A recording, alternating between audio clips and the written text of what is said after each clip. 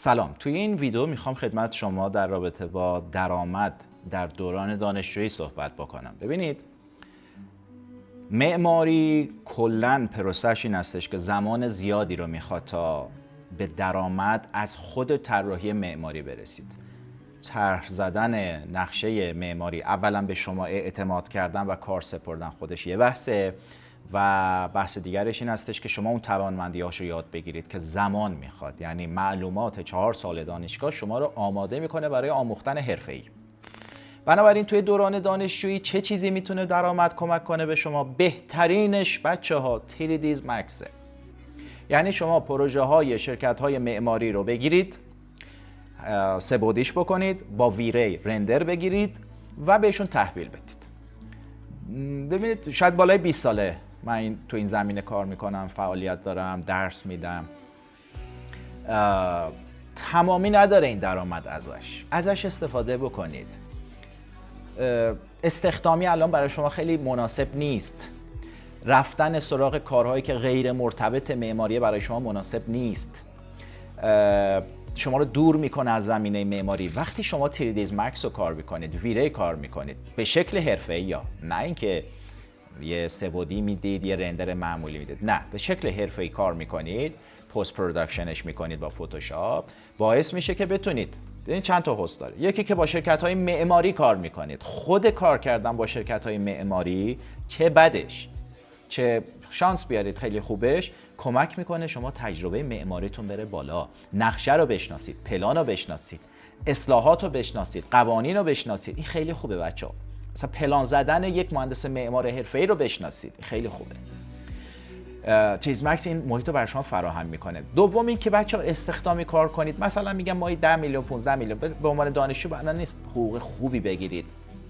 دیگه به شانس شماست یا آشنا داشته باشید اینطور چیزها. اما نهایتا این هستش که یک رقم مشخص فیکس دارید. اما وقتی بچه‌ها پروژه بگیرید، به صورت پروژه‌ای کار کنید. اولا تایمتون آزاده، به کلاس و درستون میرسید و یادتون باشه در 4 سال دانشگاه شما اولویتتون درسه.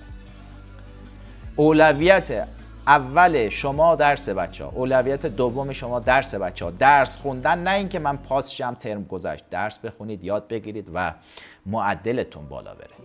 خب خیلی مهمه. گوش ندید به حرفایی که به شما میزنن معدل مهم نیست. خیلی مهمه. در کنار اون 3Ds Max ویری که یاد بگیرید. اگر ضعیفید، اگر خب خیلی‌ها من توی دانشگاه درس دادم، اگر فکر میکنید تمرین نکردید، بچه‌ها هیچ چیز متفاوتی در کلاس خصوصی از آنچه که در دانشگاه درس دادم وجود نداره. اما اگر کار نکردید، بر دلیل سیستم نبوده، تمرین نبوده، هر چیز خوب نگرفتید، حتما این 3Ds Max رو یاد بگیرید. حالا یا تو این کلاس دوره‌ای من میایید، یا میرید هر دوره‌ای که صلاح میدونید، یا تو اینترنت یوتیوب نگاه میکنید. یادش بگیرید. بعد از اینکه مکس رو یاد گرفتید، میرید ویری. موتورهای رندر دیگه هست، آرنولد هست، کرونا هست، فلان هست، بهمان هست. ویری رو یاد بگیرید. اصلا چی و چرا ایناش هم اصلا نمیخواد توضیح بدم. فقط به شما بگم ویری جنراله، عمومیت داره. خب همشو خوب. اصلا نمیگم ویری بد، بقیه خوب. ویری عمومیت داره و یک هاست هایی داره. ویری یک پلاگین دیگه تقریبا میان سال حساب میشه، خیلی کار کرده. خب شما میتونید ازش استفاده بکنید. این توضیح رو خواستم بدم برای عزیزانی که دنبال درآمد هستند. پس بهترین ابزار در دوران دانشجویی معماری برای کسب درآمد سریع، خوب، عالی 3Ds Max و ویری هست. تو کلاس ها میتونید شرکت بکنید. شهریه فوق العاده آوردمش پایین که همه بتونن استفاده بکنن و یاد بگیرید و برید بازار کار. من ندیدم کسی با مکس و ویری خوب بلد باشه و بیکار بشه. در مرحله بعد باید پست پروداکشن خوبی داشته باشید که در ویدیو جداگانه خدمت شما خواهم گفت.